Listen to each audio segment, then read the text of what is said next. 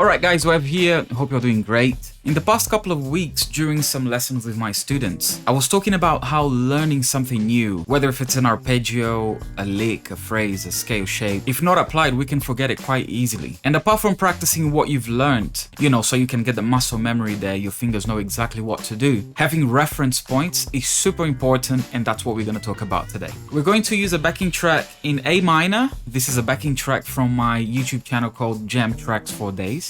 I'll leave the link in the description. To give you an example what I mean by reference points, we're going to use the C major arpeggio as an example. And this is how it goes. We're going to play 3rd fret, hammer to 7, then bar with your 2nd finger on the 5th fret and play D, G, and B strings. High E, 3rd fret. We're gonna add the 7th as well, which is the B on the 7th fret.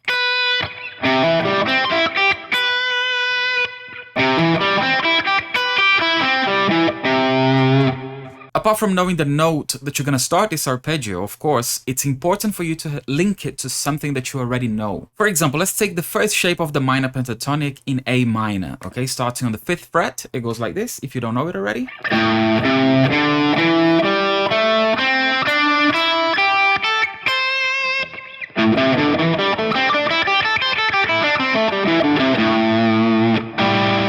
Because C major and A minor are relatives, we can play this arpeggio over this A minor backing track. I'm not going to go into the theoretical explanation why they're relatives, maybe this is a topic for another video, but because they're relatives, we can use the C major arpeggio over this A minor backing track. So you can take that as your reference point and always have in mind that 2 frets before that first note on the A string, you can play a major arpeggio. In this case, C, of course. I put together a short solo so you guys can hear how the C major arpeggio works with the A minor backing track and also using the pentatonic so you guys can hear it as an example.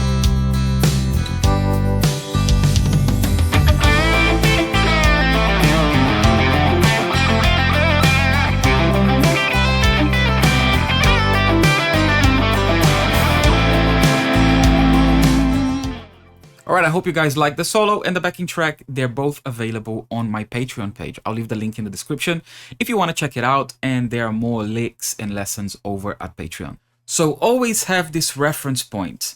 You're starting on the A minor pentatonic scale, and the reason why I'm using the A minor pentatonic scale, that first shape, it's because it's the first shape that we learn on the guitar usually when we start to jam and improvise, just having some fun with the guitar, just trying to create some melodies, okay? This is super useful when you're transposing, when you're going to play in a different key. For example, if we transpose that to E minor, okay, so let's say the backing track now is in E minor and you're gonna jam over E minor. You're gonna first remember where you have your first shape of the minor pentatonic, okay, so starting on the E 12th fret of the low E string. And now we know that 2 frets down, starting on the A string, we can play a major arpeggio, okay?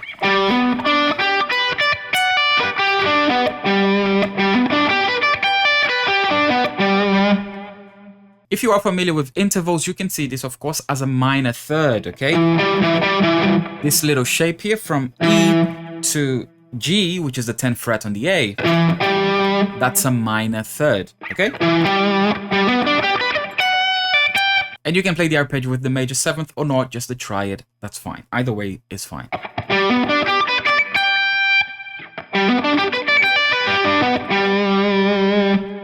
So every time that you learn something new, try to add it to something that you already know. That can be a minor pentatonic scale, the major scale. Alright, so I think this is it. Thank you guys so much for watching the video. I hope this was useful in any way.